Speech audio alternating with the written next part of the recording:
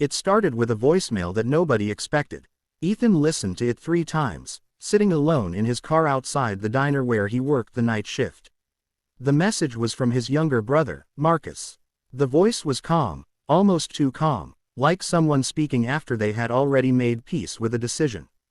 Marcus said he wasn't coming back. Not home. Not to the family business. Not to the plan everyone had agreed on years ago. He ended the message with a simple sentence that stayed stuck in Ethan's chest. "I had to walk away." Ethan shut off the engine and stared through the windshield. For years, everything in their family had been built on staying, not leaving. Their father had taught them that quitting was a weakness. You stayed when it hurt. You stayed when it was unfair. You stayed because that's what men did. And now Marcus had done the one thing none of them ever allowed themselves to imagine. Across town, in a small rented room above a laundromat, Marcus sat on the edge of his bed holding his phone.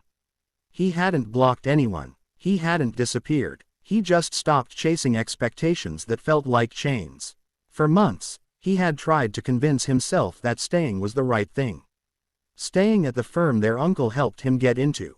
Staying in a life that looked perfect from the outside and hollow on the inside. Every morning he put on a suit that didn't feel like his, shook hands that felt cold, smiled at futures he didn't want. The day he walked out, nobody yelled. Nobody chased him. That silence told him everything. The third person pulled into this quiet storm was Lena. Lena had known both brothers since college. She remembered Marcus as the one who asked questions nobody else dared to ask, and Ethan as the one who always carried the weight of responsibility like armor. When Marcus showed up at her door with nothing but a backpack and tired eyes, she didn't ask why. She made coffee and let the silence talk. After a while, Marcus said, "I didn't leave because I was weak. I left because staying was turning me into someone I hated." Lena nodded. She had seen that look before. People didn't break when they walked away. They broke when they stayed too long. Meanwhile, Ethan couldn't let it go. Every shift at the diner felt heavier. He replayed memories of growing up together, fixing bikes, planning futures, promising never to abandon each other. To him, Marcus walking away felt personal, like a betrayal dressed up as self-discovery. So on his night off, Ethan drove across the city to find him. He didn't call first. He needed answers more than permission. The fourth character entered the story quietly. David was their father's old friend, a man who had lost a son years ago and gained wisdom the hard way. Ethan found him sitting on a park bench early in the morning. Without much explanation, Ethan told him everything. The voicemail, the anger, the confusion. David listened without interrupting. Then he said something that Ethan didn't expect. He said, "Sometimes walking away is the bravest thing a man can do, especially when staying costs him his soul."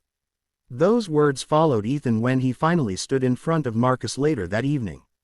The reunion wasn't dramatic. No shouting, no hugging. Just two brothers sitting across from each other in a cramped room with buzzing fluorescent lights. Ethan accused Marcus of giving up. Marcus didn't argue. He just said he was tired of living someone else's dream. He said he didn't want to wake up at 50 wondering where his life went.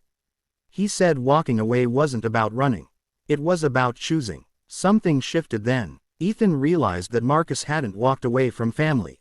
He had walked away from fear.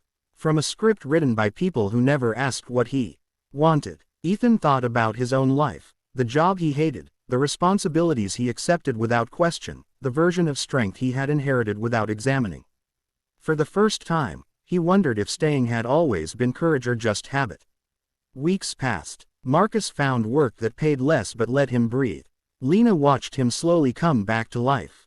Ethan still worked nights, but he started writing during breaks, something he had abandoned years ago. They didn't talk every day, but when they did, the conversations were honest. No pretending. No pretending hurt more than the truth. People on the outside judged Marcus. Some called him irresponsible. Some said he was selfish.